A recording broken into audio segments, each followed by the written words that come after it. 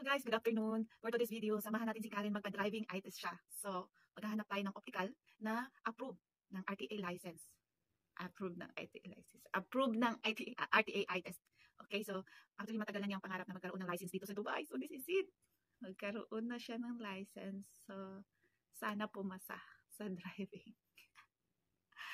Guys, if you think that my video is more interesting, please like and subscribe. Thank you.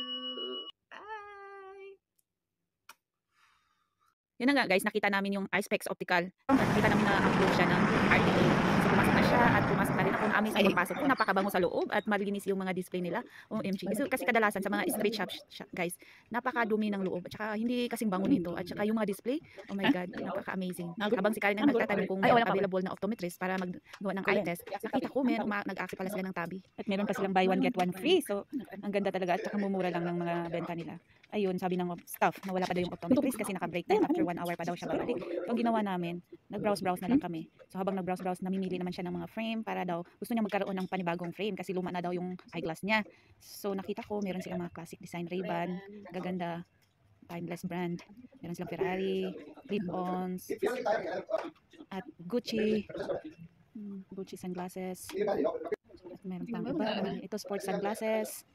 Ito naman, sports frames, yung sinusukat niya. Yung nakita ko, may Moleskine brand sila. Merong mga Dolce & Gabbana frames. Ayun, binabrowse-browse ko. Ang ganda ng mga shape ng mga frame nila. Ang na-super amaze ako kasi napakalinis.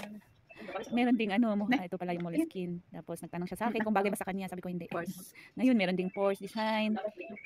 Ayun, natutuwa siya sa mga sinusukat niya. Tapos ayun, sabi ko na nga, gutom na ako. Babalik na lang kami kasi wala pa yung optometrist na mag-eye test sa kanya. Ayun.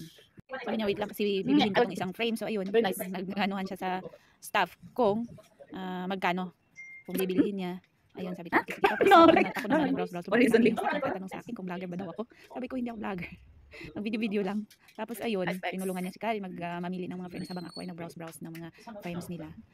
Kahit gutom na talaga ako. So nakita ko na naman, Egma lens. Ayun, nag-browse ako. Bumabalik ko doon sa mga binabrowse ko kanina. Ayun, kain na din kami. Ang sarap. Kasi nagutom na. Ang sarap. So, pagkatapos kumain, bumalik na rin kami after 48 years. Dumating na din yung optometrist. Hindi ko siya na-videohan nung in-IT siya guys kasi bawal daw. So, ayun po, binili na niya yung frame na nagustuhan niya. Nagustuhan niya dahil kumakapit talaga, hindi siya nahuhulog. So, ayun, hinayaan ko na siya nag-explain yung staff na wag daw ipa-adjust sa ibang shop pag ito ma-misalign. So, ayun na guys. Bye. Tapos na.